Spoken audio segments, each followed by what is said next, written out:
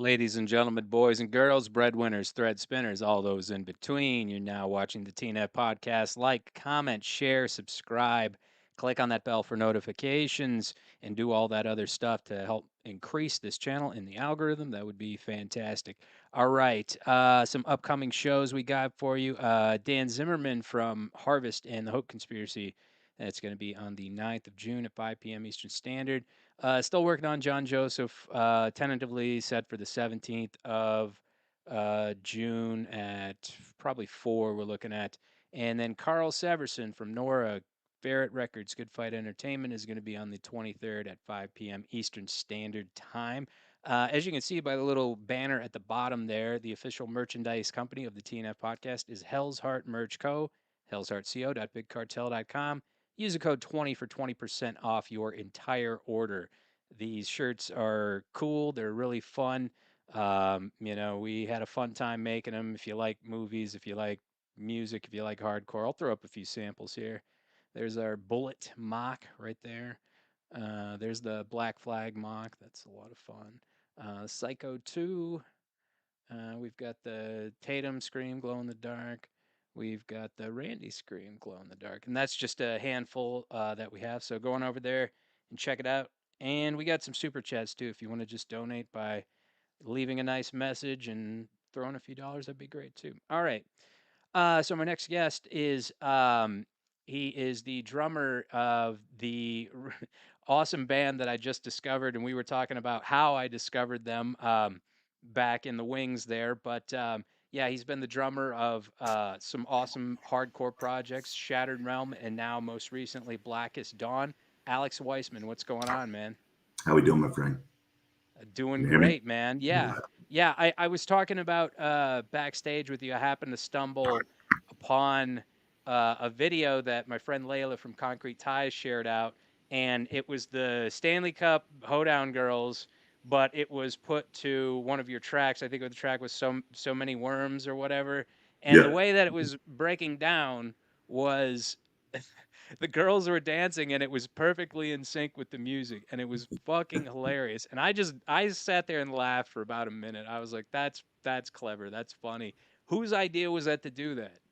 That was actually our bassist, Mitch. He's the social media character of all of us, I guess, if anybody. So it was his idea to put that together. I guess he did it without even mentioning it. He just kind of threw it out to us, and Just put it everybody out started cracking up. We actually had put together another one too, featuring Big Trouble Little China to a Oh, different I think I song. saw that one too. Yeah, Yeah, yeah, yeah, yeah. yeah. Just nostalgic movie for all of us, and Oh, all great that. film. So yeah, we're just about having fun with it, and having Oh people laugh yeah, at it. yeah, man. Great film, by the way. We'll talk about some films later because I come from an Can't entertainment wait. background and All films right. are like my life's blood, man. I love the shit. But yeah, the Big Trouble one that was pretty clever. But so yeah, let's talk about you a little bit. How did you get involved in music? Did you come from like a musical family? Did anybody in your family play instruments? Did you play like in a school band or anything? How did you get on your journey towards being a drummer? Just growing up, my parents weren't, but both my brothers were. I'm a middle brother. I'm a middle kid. My older brother played trumpet in the school band. And I ended up actually, I wanted to play drums in the band, but it was too expensive. It was like $800 or something like that. And my mom wasn't having that. So I played the clarinet in the school band for a couple of years until I got to high school. No, middle school, I'm sorry. And then at middle school, I always wanted to play drums, just not violent at all or aggressive. Just, I was ADHD, whatever it was back then, just always wanted to bang on Sure. drums kind of thing. And for my 13th birthday, my uncle got me a drum set. And I mean, it was my uncle who's like always influenced me in music and stuff like that. Like, took me to concerts, took me to my first concert, Metallica, Suicidal Tendencies when I was younger. And he bought me my first drum set at 13. And just from there, I was just all about it. And I always kind of had like the hand eye coordination for it. So I was the annoying kid, always, banging on everything and, all that stuff. So I was, kind of always had it in my head that, that's what I wanted to do. And, it's kind of went from there. And man, what a hell of a concert! Metallica and Suicidal Tendencies as your And first dancing show. too. Yeah. It was amazing. What do you remember most about it? Like, I mean, were you a fan prior, or was that just something that one of your family members was like, "Hey, I'm bringing you along to this"? I was a fan prior. It was my uncle who took me there. Me and my two brothers, again, both all three of us fans. Metallica was actually, there's if you look at like my journey to get to like getting to like hardcore punk rock and like where I am now, there were a couple like distinctive steps that got me there, and one of them was buying my first Metallica Master of Puppets record from my father's friend. My dad's friend was a door to door salesman back when that used to be a thing. And he used to go to Asbury Park in New Jersey and, door to door, knock on, and, you need a TV. I got you a TV. You need CDs, movies, anything you got. I got it. And I was going through his CDs one day and I saw Metallica, Master of Puppets. And I don't know, something about it came up. This was probably like 1987 or something like that. I was 7 years old. And, something about it stood out. And I bought a couple of CDs. I was into like Aerosmith and stuff like that, before that. My uncle was big into King Crimson and, stuff like that. And, the 70s rock, into 80s rock kind of thing before it was like, hair metal and all that. And so something about Metallica stood out, and I got the Master of Puppets record, and that was like, it blew my mind. It was a whole new level. I mean, you understand, I'm sure there was that Oh one yeah. record where it's like, holy shit, like, where has this Well, been? and Metallica too is like one of those bands where they're like the perfect gateway band to, hardcore and other punk rock because they're so rooted in that anyway. I mean, you listen to Mhm. something like Kill 'Em All, it's punk as shit, man. Like, and Oh it's my so like God, yeah. you can hear Dude, so much Seek and influence Destroy of used to be like oh man, my aunt. I used to just, yeah, absolutely. It was so thrashy and like so, yeah. Anybody, I mean, I know it's cool to talk shit on Metallica, but I mean, oh my God, man, you want to talk about those shit. first couple of records? Oh Oh, yeah, they're incredible. Yeah, it's mhm. like I don't know. Metallica seems like one of those groups that just, they've done so much and they've been a band for so long that they just, I don't know. Like I almost feel like Saint Anger was a troll album. I feel like that Lou Reed album was a troll album. I think they were just like, fuck you guys. We're just gonna do whatever because we've done what We've we been doing it want. for 25 years. Yeah, exactly. That We've been Lulu doing album has to be a fucking troll album. I swear. it. I don't Yeah. know anybody that thinks that album is good. Nah, I hear you. I remember listening to Saint Anger. We're out on tour actually, Shadow Realm, when we listened to Saint Anger for the first time, and our guitarist bought the record. And I've always been a snare drum guy. Being New Jersey's I big on already snare knew where drum. it was going. Yeah, yeah, yeah. And we got our E-Town concrete snare drum, and like Shadow Realm's been known for snare drum stuff like that. I've always been all about that snare drum, man, and it just Yeah.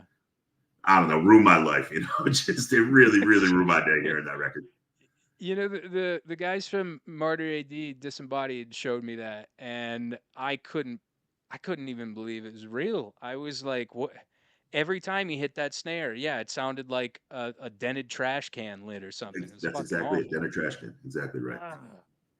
But No again, man, Snapcase piccolo when you've snare, done everything with it, maybe he's just like, fuck it, who cares? Yeah. Yeah. I mean, they were at that position to where they could do that.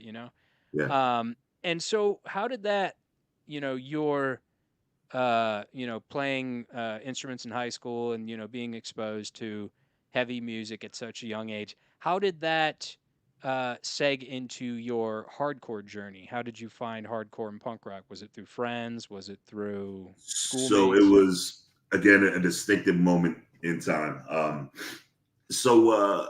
Metallica got me down that path of like, the big four, Anthrax and, Pantera and, Megadeth and, all that, and the MTV Headbangers Ball kind of stuff, even the other side. But I remember in particular, it was like 1991 and 1992. And I was walking in the village with my grandmother in New York City, somewhere down there in the village. And I was with my two brothers again. We saw a record store and she let us go in. She said, you each get one thing. And I went over to the whatever it was called, heavy metal, hard rock, whatever, category it was called back then. Started with the A's and just started looking through. And I saw the first Biohazard record. It was the original pressing when it was just like an all blue brick wall. And, I looked on the back and I saw Evan signed for, it was, all four of them on top of the Empire State Building or something like that, like a real New York City type shit. And they were standing there like this, and they had tattoos. And I saw those tattoos. I was like, that's kind of like Phil Anselmo, like Pantera, Scotty Ian has some tattoos like that. That's pretty cool. I wonder what these guys sound like. And I bought the or my grandmother bought the Biohazard record for me. And then that was Pretty the end. And I awesome, saw actually. Biohazard and Madball at the Birch Hill that was a club in Jersey. Biohazard and Madball at the Birch Hill in 1994. And that was like my first like local hardcore kind of show, and then that opened, Biohazard opened me up to Madball. Madball got me opened up to New York Hardcore. And then I saw Fury of 5 at the WSOU, which was I don't know if you've ever heard of WSOU. It's a college radio station around here that had, played hardcore metal, all that. They had a show called Hardcore Reality where they focused on like real local hardcore stuff. But they had a 10th anniversary show or something like that. And Marauder played, Fury of 5 played, whole bunch, it was even bigger. I think Misfits, some iteration of the Misfits played at that point. Propane, like just a whole bunch of like, would embody WSU. And I saw Fury 5 there for the first time. And I remember seeing Stickman, and that was back when he was, I don't know if you know Fury of 5 or something like that, but he was like a 6'3". Stickman has been on this show. Yeah, Yeah, definitely. like 300 pounds and like, tattoos everywhere. I was 16 years old. And then I heard them, and it's just, his voice was just like, they played it was the spot called Convention Hall in Asbury Park, New Jersey. And it was just, it's a concrete fucking jungle, it's just all concrete with a big open floor and then steps going up, whatever, 50 steps or something like that with seats everywhere. And I heard this dude scream, sound check or whatever song they were playing, whatever it was. And it just like, everything fucking shook, and my brain started shaking from like how heavy it sounded. And then that just kind of took me down like the New Jersey hardcore, and that got me to like, into the E-Towns and the Second and Nuns and the Day Ones and the Vision and fucking Floor Punch, all just everything. New Jersey hardcore is what I was about, There was for a solid like, 6-7 years of my life, like fucking New Jersey, and that was it. Dude, and Fury of 5 is like one of the tightest fucking hardcore bands you will Jesus ever Christ, see. man. Even Like, now they're doing it. I'm sure at this point they're back and they're doing it again. And I can't believe it, man. These dudes are, older than me and as tight as they could possibly fucking be, and oh yeah. put on as good a fucking show as they ever have, and sound just as heavy and just as hard, and it's just as violent. I'm just, at this point, I'm glad that I'm not worried about getting my ass kicked at this point. I'm 45 years old, so it's not something that I got worried in the back of my mind. Sure, sure. Yeah, no, they came here to Charlotte not too long ago, and they played with Madball actually, Yep. and yeah, just I think this was their first time rolling through there, and they fucking crushed it. They were fucking It's unbelievably such good. a killer show, man. Every time, like they Yeah. put on, they're so tight, and like I've been to their practices before and stuff like that. But they practice like they put on their shows, man. It's they are military, like military style with it, and it Oh yeah, shows. It really yeah. does show. They were a machine. Really They were does show. tight as shit. And Mm, I'll put the links up here if you guys want to watch the Stickman episode. But I love that. yeah, New Jersey, they seem to have like a really like eclectic and at the same time like very kind of like tight knit scene. Do bands like to come play up in New Jersey? Is that like do they go off for bands that are like out of state, or how do they kind of respond to that? I mean, absolutely, yeah. I've been a little removed for a period of time. I'd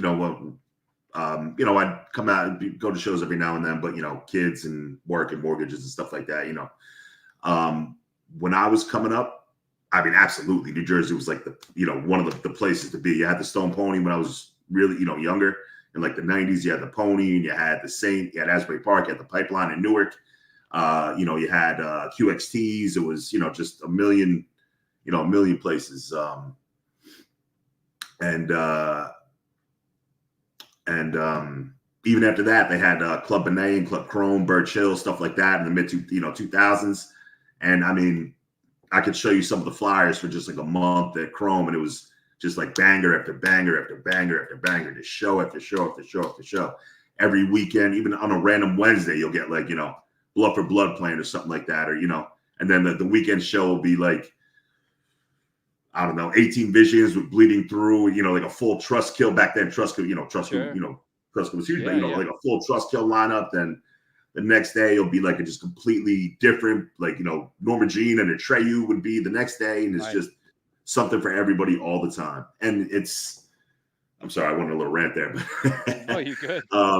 so I mean, let's just say, call it what it is, man. I'm just starting to get back involved with it, like heavy again, and I mean, it's just as fucking cool as it was, man. There's so Yeah. many awesome spots. Salty's is one of them down in Belmar. If people are listening to this and they haven't heard it and you're in a touring band, that's the fucking place to go, man. It is the coolest Belmar? spot. The sound's awesome. There's Okay. always people there. It's the people who run the place are just really cool people. Hang out outside. Drink outside. But you hang out outside, smoke weed, and as long as you're not causing a ruckus, and it's a real good time, man. And there's the Meat Locker. There's I don't know. There's a million places that are just going to escape my mind, but there's a whole bunch of places in Jersey. 5 to Mayo in New Brunswick, I think it's called, or something like. It definitely is, Awesome. and it's unfortunate because we're stuck right between two major cities. We're stuck right between New York and Philly, and everybody from Jersey's always kind of been. That's why I feel like that's why we try to be so proud of where we are. Everybody from Jersey tries to, everybody has a sense of pride when they're from Jersey, but we have New York on top of us and Philly underneath us, and we gotta let them know who we are. Does Jersey ever get skipped for like concerts? All the time, unfortunately. Yeah. Really? Yeah, all the time. And North again, there used to Carolina be is a the point same where there way. wasn't. There used to be a point where there wasn't, but it seems like New York. They'll hit New York, especially the bigger ones. Hit the Warsaw, New York, or something like that, and then they'll hit the church in Philly, or which again, great spots. I wouldn't deny from doing that. Those places are awesome, and the promoters that work there, great, all that stuff. But unfortunately, yeah, and I think people, should start recognizing that Jersey is what it is, especially Belmar, man. Salty's in Belmar, it's right on the Jersey Shore. The younger people, you got girls there. It's a bar. Come on, man. Gotta go. You gotta That's go. it. Salty's and Belmar. Hell yeah. That's it. Yeah, North Carolina kind of gets the attention the same way, in that like, you know, the bigger shows will kind of pass us by. Another Yep. one that I kind of thought should have came through here was Biohazard, actually. But I don't know. I guess they kind of skipped out on this area, which is unfortunate because I think there would be a lot of draw in, you know, certain areas where bands would kind of ordinarily overlook them. Sure. Yep, Yeah. absolutely right. Luckily, we Um, got actually, there's a promoter over here. I don't know if he's the only person involved, but he's definitely part of it. Greg from the Mongoloids does okay. takedown promotions, takedown records. Or again, I don't know exactly how he's involved. Something to do with it. He's booking a lot of really cool things. He bought the Drain and Terror tour here to White Eagle Hall recently. That was a big one. He books Salties all the time. You'll get like Mind Force, Magnitude, just a bunch of cool shit. So So we got there's some people who are still trying to keep our name out there. so as far as your journey like into playing with an actual band, how did that come about? And I know about Shattered Realm and Blackest Dawn, but did you have any projects that were before that? And how did you kind of get involved in those? What's the story behind them? So I started out kind of lowest of the low, starting out doing like local battle of the bands type shit.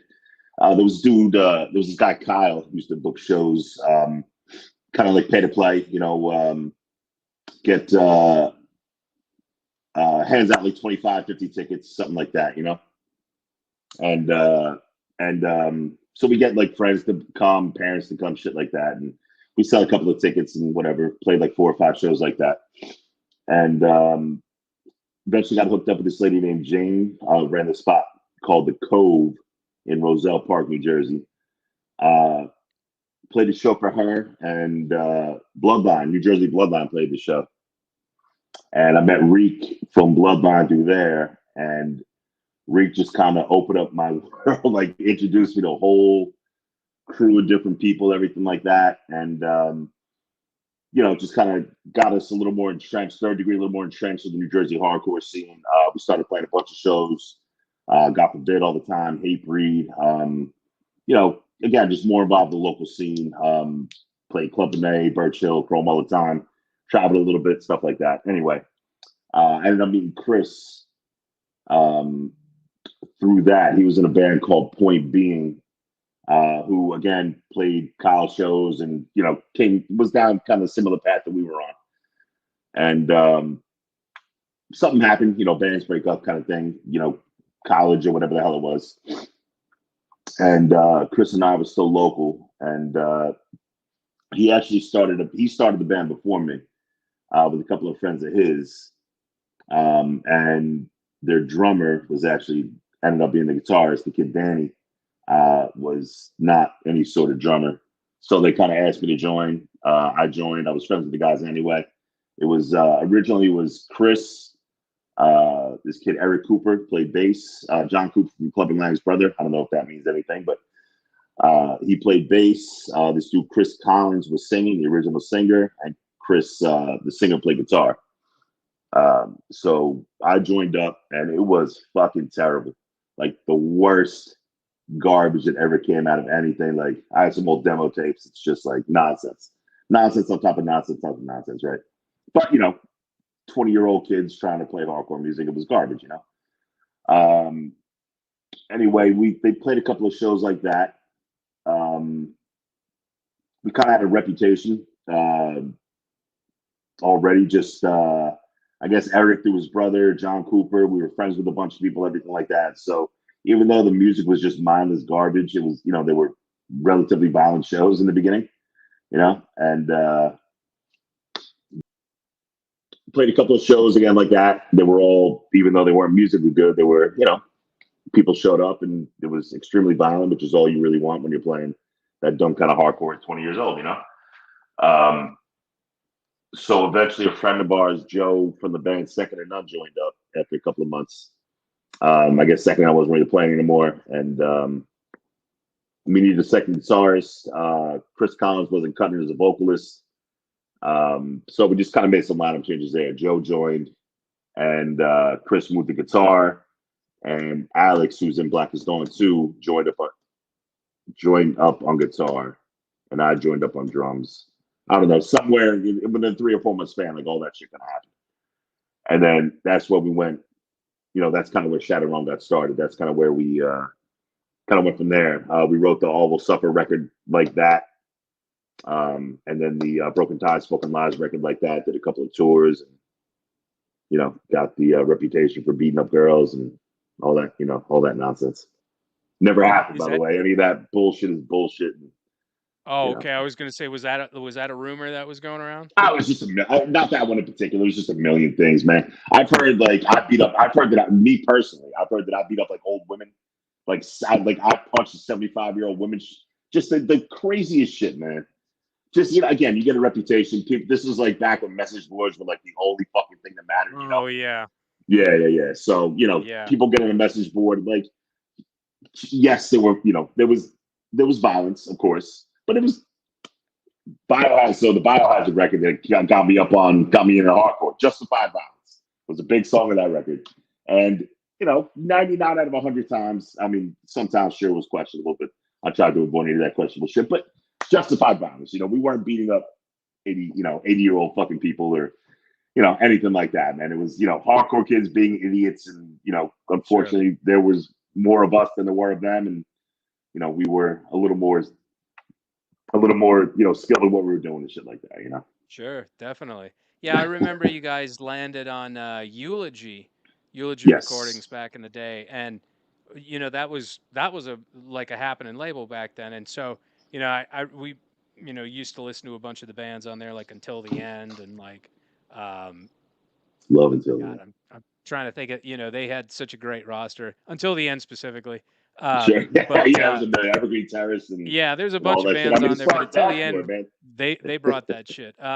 Yeah. And then I remember hearing you guys, and it was like, are like, man, these guys sound fucking tough as fuck. This is the shit, you know? And like, you guys were, especially down in North Carolina, pretty well received. What was touring like for you guys? What was playing out on those albums like? That How was a well great were you time, man. received? Yeah. Yeah. Fun time, the time of our lives. We had, I mean, we met so many awesome people, relatively well receptive. Again, there were some places that just kind of knew us as rep. We got told one of the first tours we went on. The second we walk into the place, the guy told us, "You got to leave all your guns in the van." We didn't have any fucking guns on us, man. Like, I'm not a fucking felon, dude. I'm a college graduate. Like, and nothing wrong with them around me. I'm not sure, but you understand what I'm saying? Like, we weren't just. And again, like, yeah, there was shit, of You could course. indulge them. You could indulge them and be like, "Yeah, we'll bring our guns in here. Yeah, we got them right out." It's they get all like Yeah. scared and shit. Don't It have to was fuck just with the you guys. craziest thing, man. Some of the stuff that we heard, we couldn't believe it. It was, we had to laugh. But I no, have to ask you generally, this question then. All right, so since we're on this, were you guys strip club dudes? Like, were you guys like patrons on tour? no, no, no, Okay, no, no, no, somebody no, no, made no. this Like, story up then. okay, well, all right, no, no, no. I'm not saying we never visited. Yes, that's right. Situationally, so we were never the dudes to seek out strip clubs. You Okay. know, first of all, I mean, when you're out on tour, unless you're, I mean, in the beginning, at least when I was touring, we were fucking struggling. The We didn't have money to spend on strippers and shit like I was that. gonna say I've never heard of any bands just being able to go and just throw dollars at the Yeah, fucking no, no, no. But the gentleman's club. situationally, yes. So I mean, we were out on tour in Texas, and the people we were hanging out with in Texas. This is just one example, but one of the girls, like her dad, owned a bunch of strip clubs or something like that. So you guys want to go to the strip club and hang out, and eat free buffet and drinks, and like, fucking course, man, absolutely, let's go. But it was never like, it was absolutely never like a seek it out, let's hit the strip club kind of night. Sure, If the sure. night took us there, like if we're hanging out and like eventually, like, you know, but nah, it was never. What's I got to ask, Especially what story being are you on talking tour. about? Well, especially with being on tour too. No, I just heard you guys were strip club fans, and I was like, oh, okay, that's kind of cool. But I mean, you think about it though too, like being in a van for that duration with a bunch of sweaty, stinky dudes that you're gonna be hanging out with for weeks or whatever. Like yeah, I see no shame in going and seeing some titties for a few hours. Again, no, man, nothing against him, nothing against strippers. God bless him. Like nothing against him, anything like that. Just it was never where we were going to seek something out. Again, situationally, it's Sure, not something sure, we're going to be against. But again, gotcha. like I didn't have at least when I was with Shadow Realm, we didn't have the kind of money for that shit, man. Yeah, I We hear toured you. in I hear. fucking What now? 15. So Go ahead, this sorry. eggs into my next question as far as like, crazy tour stories, I always got to hear them, because, thinking that I was like, oh, these guys are a bunch of partiers, like, so I got to hear some stories about Shattered Realm or any, hardcore shows you've attended or specifically being on the road. Like, what's the craziest shit that ever happened on the road? Jesus Christ. I gotta be careful what I say because there's some incriminating shit. Oh, Yeah. I mean, it's not going to be anything too crazy. I wasn't involved with this tour, but the guys went out with Bad Luck 13. I was in school at the time, so I'm sure there was some crazy shit that went on. Um, I know that I'm gonna. I don't give a fuck, Chris. I'm sorry. I'm gonna call you out on this, but everybody was drinking. Again, I wasn't there this night. I was holed up in study hall, reading my books, my engineering degree books. But anyway, it was on that tour, the Bad Luck tour, Salt Lake or something like that, and everybody was out drinking, and it was everybody was enjoying the night, whatever. And some girl got crazy and got drunk and took out a switchblade and like carved up Chris's arm. oh shit. And yeah, and it wasn't like, it sounds a lot worse than, I'm laughing because it was fucking funny to me. But like, it sounds a lot worse. Like, Yeah. nothing happened. Like, he just got a fucked up arm now. Yeah. But like, like She he didn't didn't have gouge to go to deep. the hospital or anything like that. Okay. Like he definitely should have gone to the hospital. 100% should have gone to the hospital. He could have his Oh, arm. He could have left with like anywhere between 50 to 75 stitches in his arm. From what I saw, like 3 weeks later. damn. Yeah, and again, that's probably a bad example of that fucking story. Probably a bad example of like Okay. some crazy tour shit, man. Honestly, a lot of it involves fights. I got we got let's see, we're out on tour. I'll tell a Monkey Hood story. We were out on tour, the first tour we ever went on, and again, nothing too wild, but we were all out having fun, hanging out. We played in God damn, what was the name of that place? I think it was either Stockton, California, or Richmond, or something like that. Some terrible fucking neighborhood. Like one of their boys just got killed across the street or something like that. Like a couple of weeks before. It was wild. Yeah, it was really wild stuff. But anyway, again, I'm going off on a tangent. But so we played that club and everybody was hanging out there. We went to Denny's, and there's actually a little bit of footage of this eulogy DVD. And Mike was out of his mind at that point. And there was a cop car there, and Mikey Hood just gets on the fucking hood of the cop car, just like jumping around in the cop car, throwing shit in, everything like that. Again, nothing comes of it. The cops are in there eating their Denny's. Nothing happens. They didn't do shit. Wow. No. I mean, I could see why they wouldn't have. And I'm not saying they saw. Like, we didn't try to. It's not we were punking them out, like actively punking them out, but like there was probably like 50 of us. And like, who wants to deal with that shit, man? Right. And like, it wasn't like he wasn't like shattering the window or anything like that. Like, it wasn't damaged. It was just like an annoying thing. They had to clean up their car a little bit, like that kind of thing. Right. But then we go inside and Jesus, good.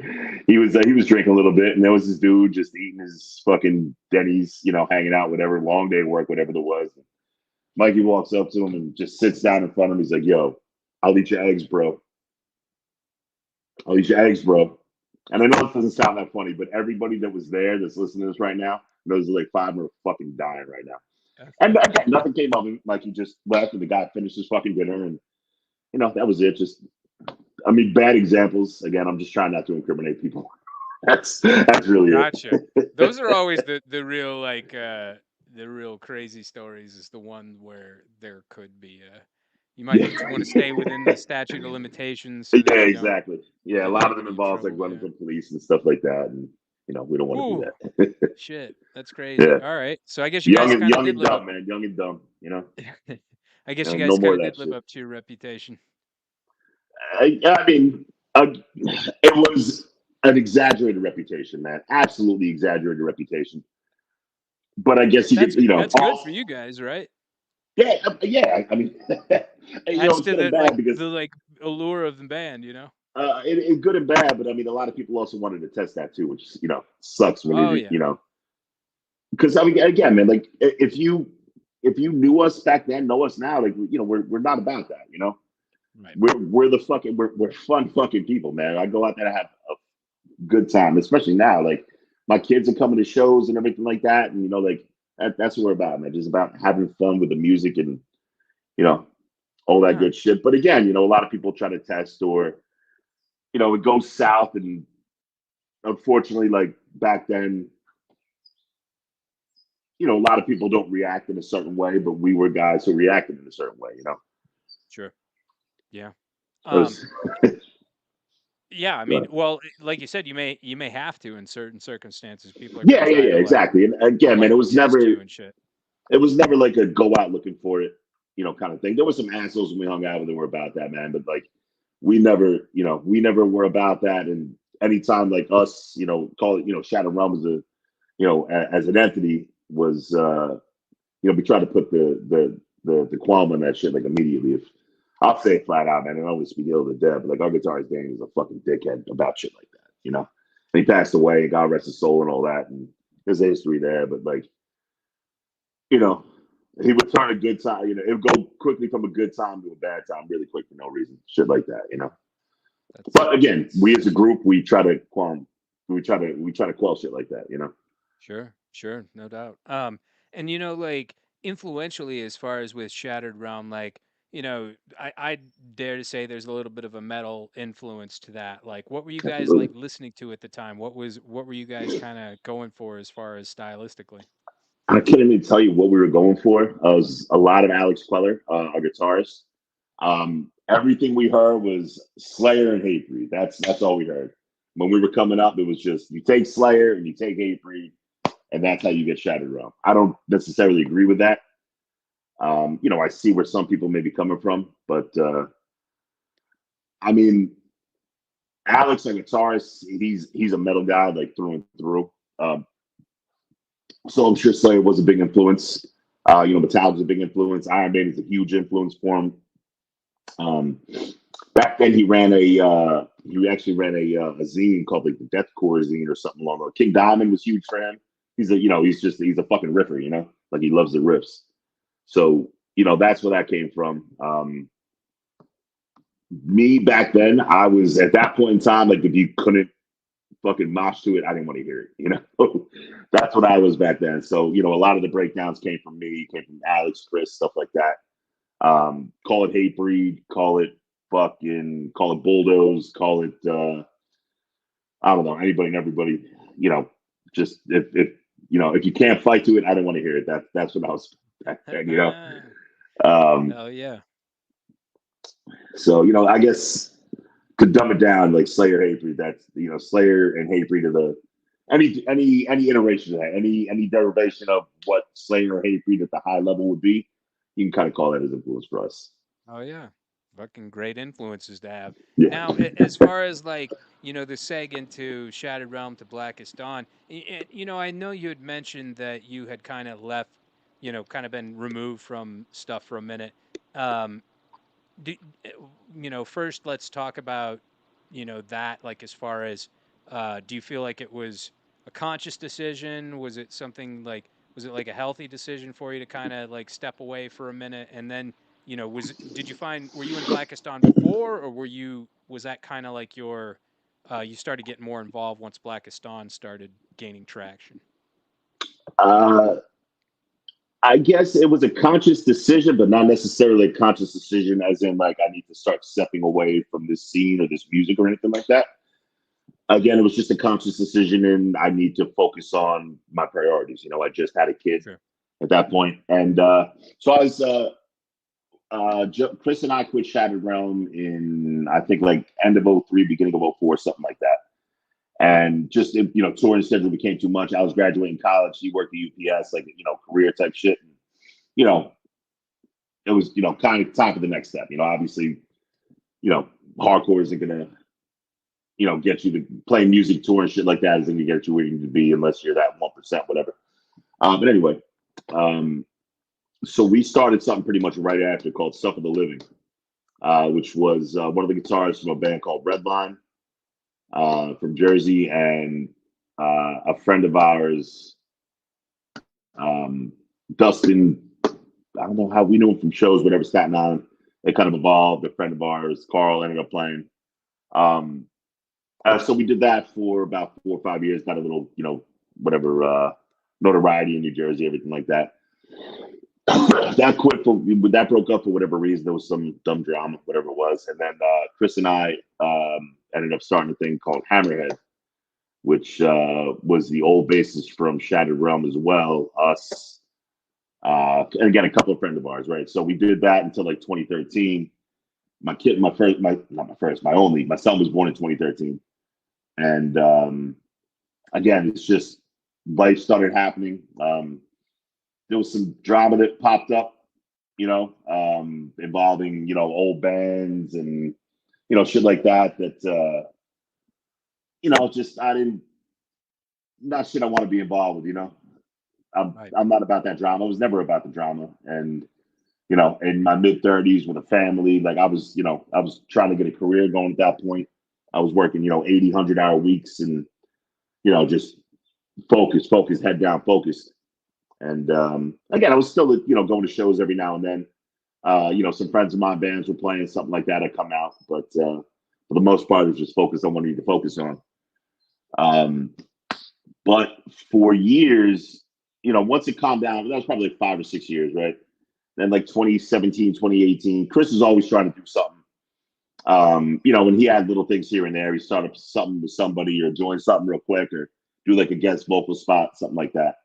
And then 2017, 2018, we started talking about a whole bunch of things that we could possibly do. Like Shadow Realm was doing their thing, under Joe and everything like that. And, we were talking, I don't know, I probably shouldn't talk about this, but we were talking about like maybe we do having like a little fucking Chromax thing going. Obviously, nothing ever came of that.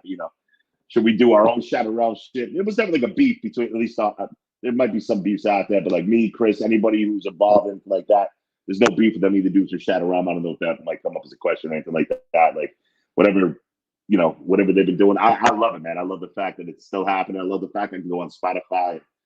There's still 16,000, 17,000 people looking at, listening to Shadow Realm month over month. And a large part of that is because these dudes are, Joe's out there keeping the name alive, touring and everything like that. And, so, I do really appreciate that.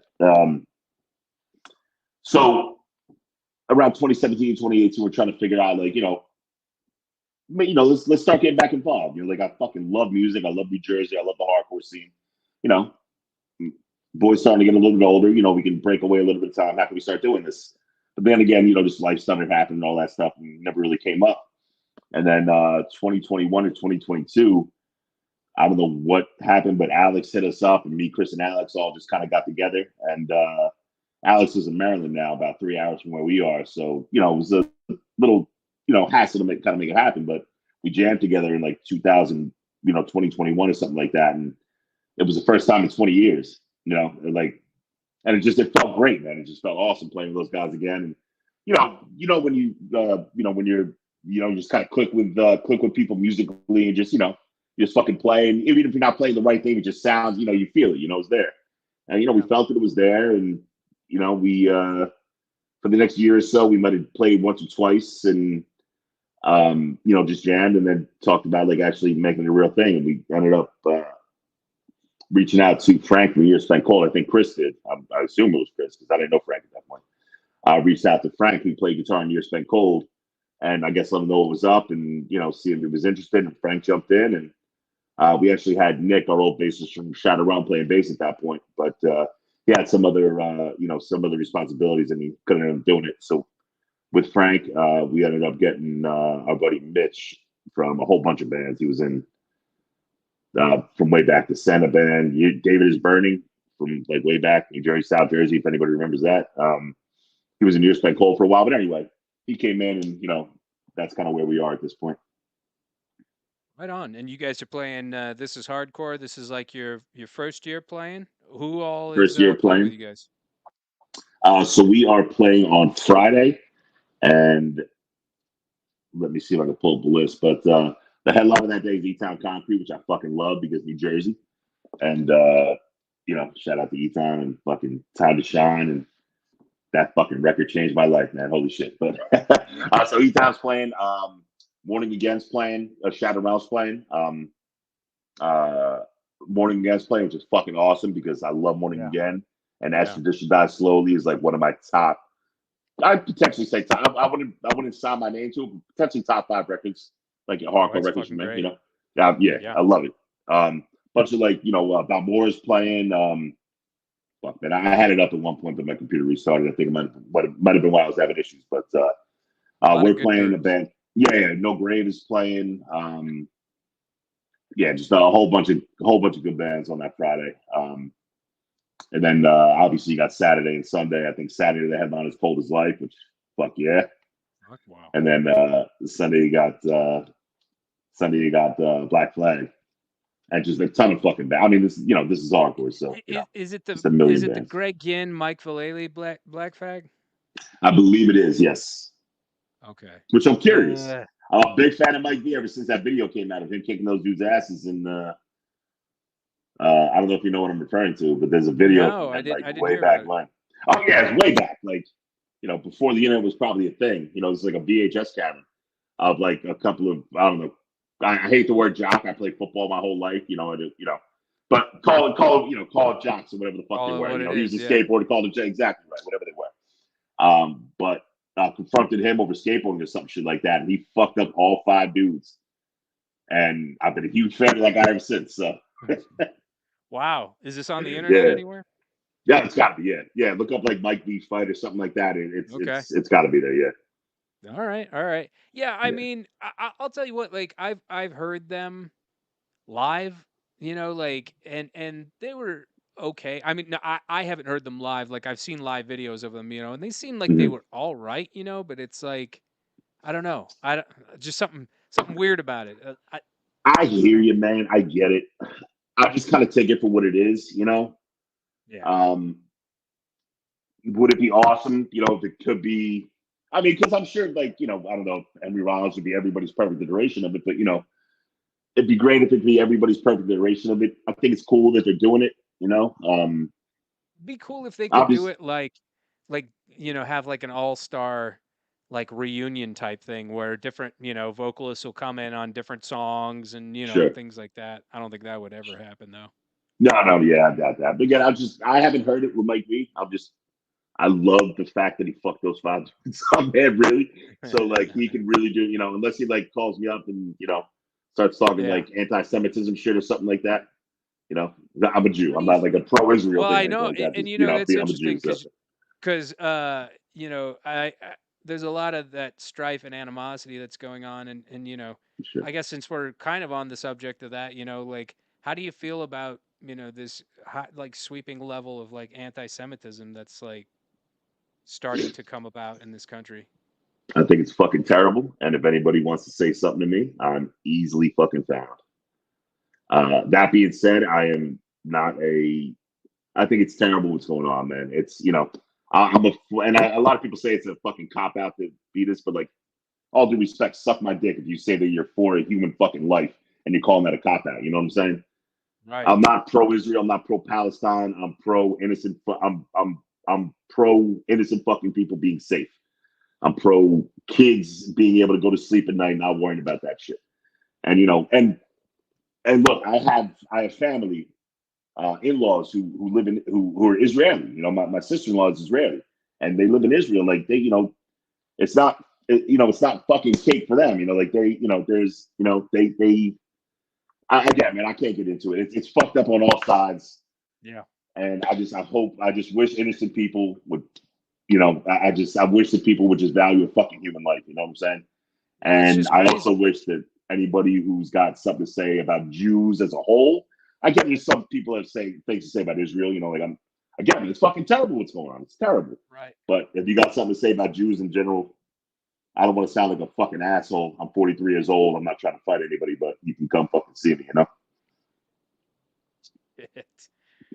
Ah, fuck. Sorry, You man. know, I'm passionate about that shit. Like no, no, growing no. up, I'm you saying know. I wouldn't. I wouldn't. It's just crazy because like, you look at our society today and how historically tone deaf some of them are, where it's like, you look at 1930s Germany and the exact same shit that was going on at that time is going on at present. Like it was one of those things where it was like never did you think you would see that kind of level of like anti-Semitism. Yeah. The last time you saw it was like in the 30s and 40s and stuff. Well, the And thing is now it's now just it's all yeah, social media. You know, people just see what they see in the in the news or the media or anything like that, and they get that idea in their head. And everybody's a. I mean, I don't want to. I'm gonna say I don't want to come across as a fucking asshole. Like people. I'm all for people protesting what they feel. Just value. What they feel is just and everything like that. But people have no fucking idea. Like like I saw people holding up signs saying like what was it, like gays for Hamas or something like that. Like you understand what the fuck you're saying, right? Like they would shoot you in no, the I head don't for think they holding that do. sign. That's the thing. Well, yeah, I don't think exactly. It's just that's like that, and that's my problem. And like again, I'm all for people being able to protest, what they feel is a just cause. Absolutely, I'm for that. But just people, it also, I don't know, man. People just they flock to whatever fucking social justice they think is the most pertinent right now. It was fucking Cody. Remember Cody 2012? I don't know if you remember that shit when like there was a genocide. I can't speak exactly what it was, but like Cody uh 2012, there was some dude creating genocidal, some shit happened in Africa or something like that. And the entire fucking world, internet went up in storms and everything like that. And a year later, it was something else. 2013 was something else. 2014 was something else. So just every year, something else. People, there was and again, it was a fucking terrible thing that happened. The Black Lives Matter protests and the George Floyd protests and stuff like that. And it was a terrible fucking thing that happened. A terrible thing for our country. And all that stuff. But there are people who have no fucking idea, no business. You know, like some dumb fucking man. I'm sorry. I'm gonna start saying some shit I shouldn't. But like, Mhm. you see just such dumb fucking things, man. Just people who have Right. no idea, people who should not be speaking on any of this stuff, have such a hardcore opinion on it, and it's just Yeah. it's frustrating, man. And I don't know, they're Yeah. kids. You know, a lot of them are kids. They're 19 years old. They think they're doing the right thing. Maybe I would have Right. been some idiot doing the same shit when I was 18. Just I I don't definitely know. was one of those idiots doing those things, and Yeah, you know, it I guess it comes with age when you start to wisen up a little bit about, kind of the way that the world works, but sure. some people never learn. I follow a few people on social media who will remain unnamed, and I'm like, how do you still like not see how this works? Yeah, Like you want to like say something, but then it's just like this isn't even worth my time. This is just something that's going to get me embroiled in an argument that I'm going to be expending my yeah. And then they're energy and arguing my exactly. time on that I just don't really care about. So that's Yep, exactly that's right. And one again, one of those things. I just I hate talking politics and all that shit. They're all all politicians are what they are, and all that nonsense. And Yeah, yeah. No, I I hear don't you, know, man. man. It's just people just there's too much access to too much shit, and people are too quick to just take a stance without any fucking information, and Yeah. it's That's the ridiculous. biggest thing. Take a stance when you've received some information. If you haven't, Hmm. shut the fuck up. Like, Exactly right, man. it's like shut up. Yeah. All right. So I want to talk about top three Go. drummers. Go. Oh fuck. All right. Neil Peart is my number one. Okay. Neil Peart, I go without a doubt. Neil Peart. He is. I don't call it the reason I got into drumming, but kind of the reason I got into drumming. Fucking love Rush. I can't speak to. Um, I can't speak to Frank or Mitch or Alex, but I know Chris is a huge Rush fan. And rest in peace, Neil Peart. Subdivisions is my shit. That beat that he does at the beginning, like with the hi hat, is a hi hat like ride rudiment that he does in the beginning is just fucking crazy. Carter Buford, Dave Matthews Band is my second. Okay. Um, I'll say it Interesting now. to i- Go ahead. interesting to hear a hardcore drummer say Dave Matthews Band. Those two things usually don't Hmm. go together. And like when I was doing the Shattered Realm thing, when back then, again, it was fight music. All I wanted to listen to fight music. So I was one of those dudes that like you'll never catch me listening to Dave Matthews, right? Never, never, never, never, never. And then I dated this girl who was a huge Dave Matthews fan, and she played it for me. And I listened to the drumming was just otherworldly, and it sent me down this little rabbit hole of.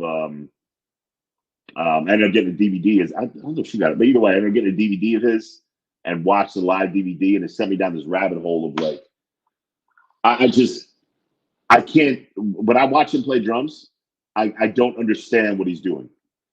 I can watch a million drummers play, and I'd be able to. Not that I'd be able to play it because I'm a dumb fucking hardcore drummer. Like I play, I play like three different beats. That's it, right?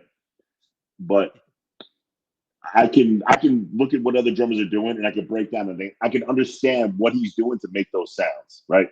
Carter Buford, I have no idea, man. He just plays, and it sounds it's like angelic to me. It's like a siren song to me. Like listening to him play drums, it really is, man. It's crazy. I'll tell you what, man, like I don't think people understand the level of musicianship that's in Dave Matthews because like Hmm. I tried to play Satellite on guitar and Okay. that's hard as fuck to Hmm. play. Love It is that fucking hard as song, by the way. fuck. Yeah, Yeah, I'm well, it's sure. like like it's definitely yeah, it's one of those bands that I always felt like, I'd go see this band if it weren't for their fans. Like cuz their fans were like the stereotypical, like big in college circles, so back then you'd see a lot of like the puka shell necklaces and shit like that, Sure. Oh yeah, you'd yeah, see yeah. those Open types toed there. sandals all the time, and like Right. yeah. Oh Right. yeah, And absolutely, so man. Like as a as growing up, and I'm sure you grew up similar, as to be growing up, in the listening styles of music that we listen to, and go to the shows that we listen. You wanted nothing to do with those with those Right. people, with that music, anything like that. Like Exactly. nobody saw my toes, nobody saw my feet, unless I was at the beach or something like that. That's But but as you get older, though, you start to come to the realization, like, who gives a fuck? Just listen to whatever, like that. I'll tell you another band that kind of blew my mind that I didn't think I would ever appreciate in the slightest was Fish. I watched a Fish DVD of like one of their live performances. Holy fucking shit, were those guys tight. And I don't yeah. really like jam music like that generally. I don't really jive with it at all. But Mhm. holy shit, that like changed my whole perspective on Fish. I thought they were just like a hippie, just, bullshit band or whatever. And then I was like, okay, all right, got some My stuff going wife's on. my wife's best friend is a huge Fish fan, and she spent I don't want to say she spent some time, but she tried to get me into Fish, and I couldn't do it. I didn't. It I'm wasn't a live thing. I listened to it on record, and it was just 30 minutes of like undecipherable. There was no like. I don't really say a hook, because who really you don't need a hook, but there was just like there was no composition to it. sure, I just sure. Yeah. I couldn't find it. Yeah, no, I hear Um, you. And it's not something I'd probably find myself listening to all the time, but I was just like really like the technicality of everything. I I don't get know if that you've ever absolutely. seen that video of talking about drummers, Mike Portnoy from Dream Theater, this drum off with New Jersey's own Dillinger Escape Plan, Billy Reimer. Have you ever seen that video? I have not, but funny you should mention that, because Mike Portnoy is my second cousin.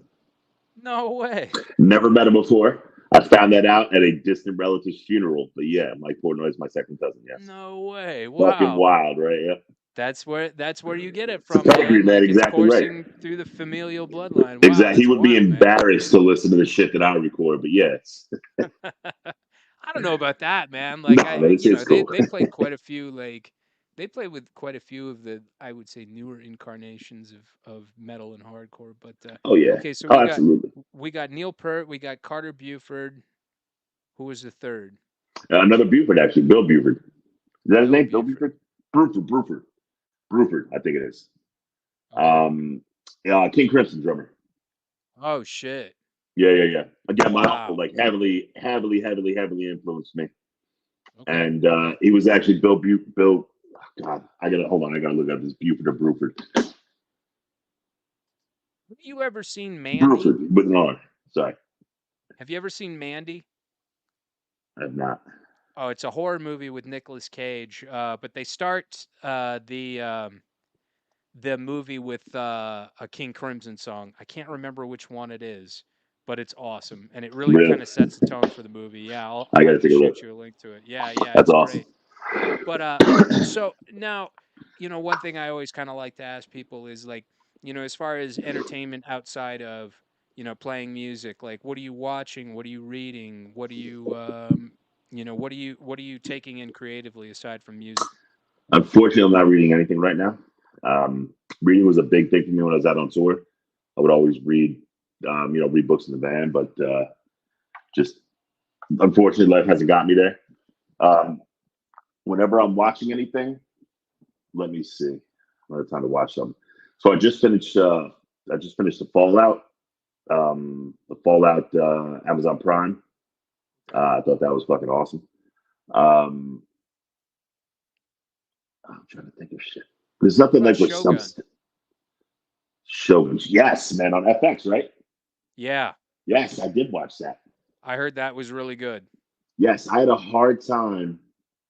This is a dumb thing to say, but I had a hard time with that the white guy, the British guy. I had a hard time with the fact that that guy wasn't the guy from The Walking Dead. Andrew Lincoln? Yes, that's him. Yes, Oh, okay. I saw his face in him every time, and the fact that they're not the same person just didn't sit right with me. I didn't even know he was British for like the longest time. I was like, he's Mm. got a pretty convincing American accent. Yep. But Yeah, but I saw the face, and I saw that it wasn't him. Like I looked up the actor, and I was like, "That's definitely there's a name for an actor, and like he has a pedigree of." But I still refuse to believe that it's not just the same fucking person with a different name, you know?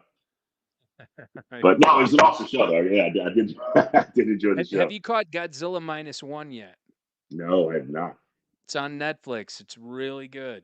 And I Yeah. mean it's not like your typical Godzilla movie. Like it's really like there's a family story to it. It's really got like an emotional center and a heart, and it's just there's Godzilla provides this like sense of doom like the whole time, because he's always like, even when he's not there, he's lingering in the background, and it's Okay. honestly I think one of the best like just movies in general I've seen in a while. It Oh no, was shit. it was fantastic. Yeah, Godzilla -1 on Netflix. Awesome. I'll take a look. I just actually Oh, finished Tires, which is a Shane Gillis series on Netflix. It just got released. Shane I'm a Gillis is huge fan, man. hilarious. Huge fan.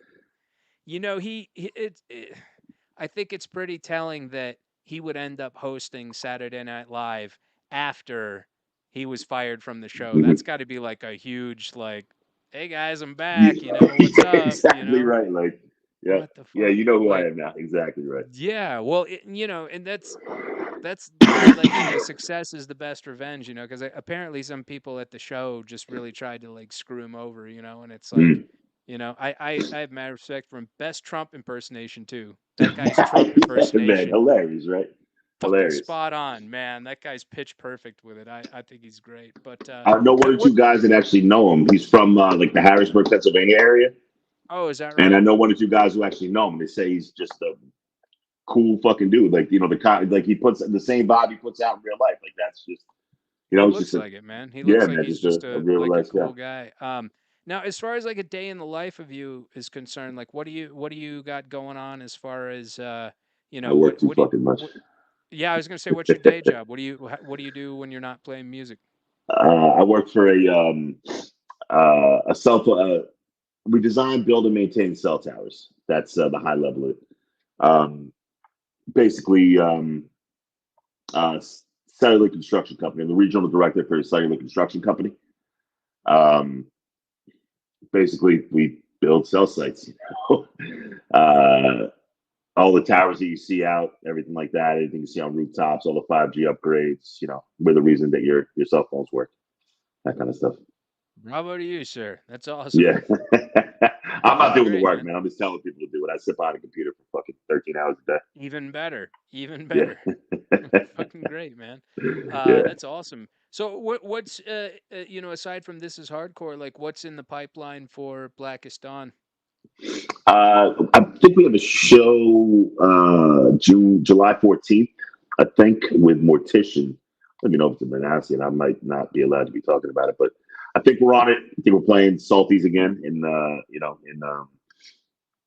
Belmar again, July 14th.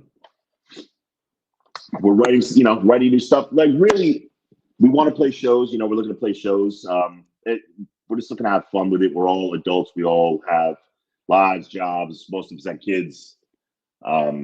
Stuff like that.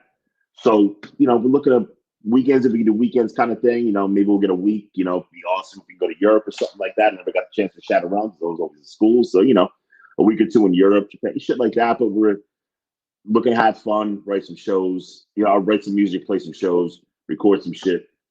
I love recording. Once it's there, it's there. I love it. Again, I love the fact that I can go on Spotify and listen to shit that I recorded 25 years ago, and it's just right Funnest there. shit to So me about the recording process is actually adding all the layers and doing all that, like hearing it all come together, like you're putting mhm. together a puzzle. That to me is always like the most satisfying aspect of that whole process. Absolutely right. And my wife hates it because you just listen over and over and over and Yeah. over for the same, and even the same recording, but no new with nothing new was tracked or anything like that, or no new mix or something like that. You're still Right. listening to the same 5 songs just 100 times, over and over and over again to try to. Listening. Exactly. You're still missing, there's still shit you're gonna miss. Of course, Yep. there's always gonna be something in the record that comes out like, damn, I wish I caught that. But Yeah. and it's crazy to me, like you said, just the layers, the layers, the layers. I keep track of, just the, drums with the rough guitars or something like that. And then, rough guitars, no bass. And then to me, the most amazing thing in the world is the bass mix. adding in a bass when there's no bass to me, Oh yeah. because you don't, you have no, unless you're a musician, unless you're a bassist, you have no idea what the bass does to the sound of the fucking record, man. Oh yeah. No bass. I mean, people say, what is it, Master of Puppets, not Master of Puppets, and Justice for All, right? That's what the record sounds like with no bass. But if you have the option to like bass and then you click a button, you have no bass, it is a completely different record. Fuck yeah. So that 100%. I love that. Like once bass is hit, you like, to me, like bass is so, for the type of music we play, it's so fucking important, man. Like Oh yeah. I want like to me, like your breakdown, like your balls need to shake, like like you need to feel that bass like inside of you. You know what I'm saying? Like Oh that, and yeah. that's what I'm about. So, Yeah. and Yeah. even like little things here and there, from like from the final mix to like the final mix 2 or something like that. It's just, like you said, man, I love it. Like all the little layers you do, like just the one little effect can change the entire fucking record, kind of thing. Man, it's great. I love the process. I wish I could record just nonstop, man. It's great. Yeah, man. Yeah, that's awesome. Um and you know, is there anybody you want to give a shout out to, or anybody you want to Yeah, any people absolutely. you I want had a to little list when mention? my computer shut down. Oh, Let's see if I sweet. can pull it back up real quick.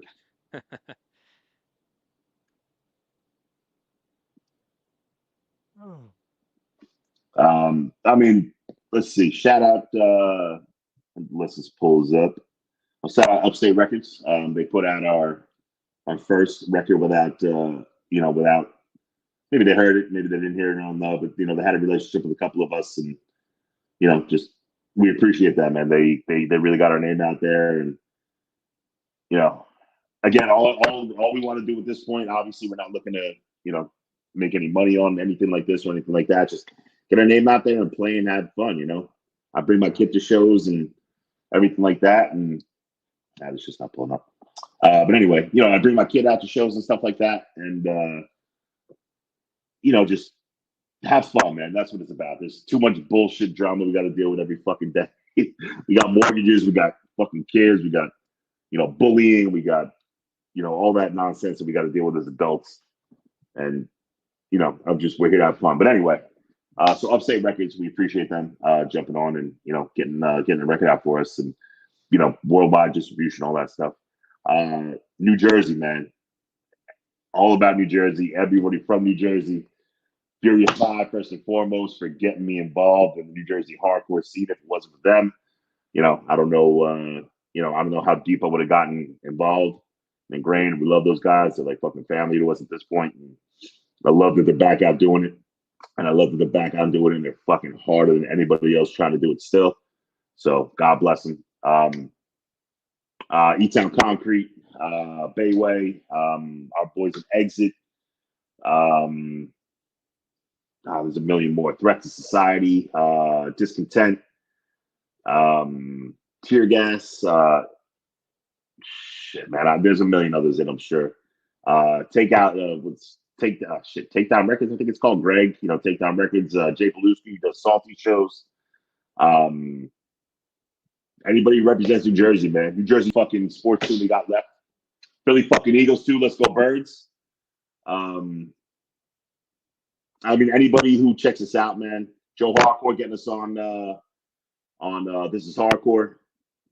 Joe's always been cool with it. I met Joe when I was like 18 years old because he booked my first band, Third Degree, at some fucking show in Philly, man. He was just always, always supportive, always about the chorus. So, That's awesome. appreciate that. Yeah, fucking New Jersey, man. That's what we're about. Everybody's about New Jersey. Shout out to Bagel Man.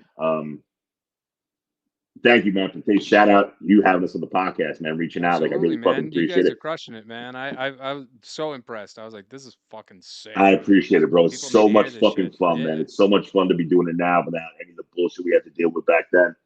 All the Right. drama, everything like that. Everybody that we knew back now is old now, and it's one big fucking happy family, man. And I love it. Right, man. And when that age comes, a lot of the drama and the egos and the bullshit kind of just completely Exactly. dissipates, and you're like, let's just play Exactly, man. And music there were and have guys a that good like time. 10 years ago, 15 years ago, we would have spit on each other if we saw each other. Now it's a handshake and a hug. Isn't that And, weird?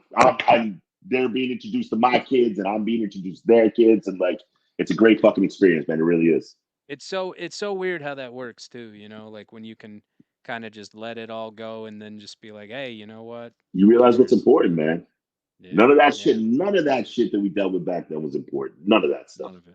None of None of it. that stuff. Fucking none of it. Well, Exactly right. dude, I want to thank you so much for coming on the show. This has been fantastic. Yeah, we'll be sure to post all your links to your music and all your guys' social media content down there.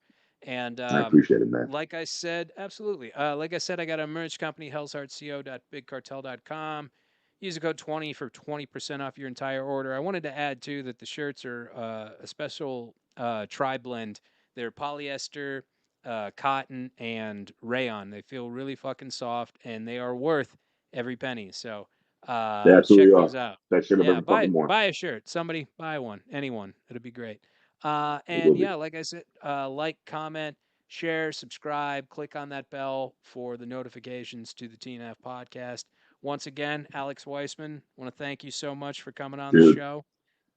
Hang thank out you, for a man. minute, and we'll exchange info so I can get you a shirt. But everybody, I want to thank you as well for attending the show. Namaste. God bless. Be good, Joe. Real quick, man.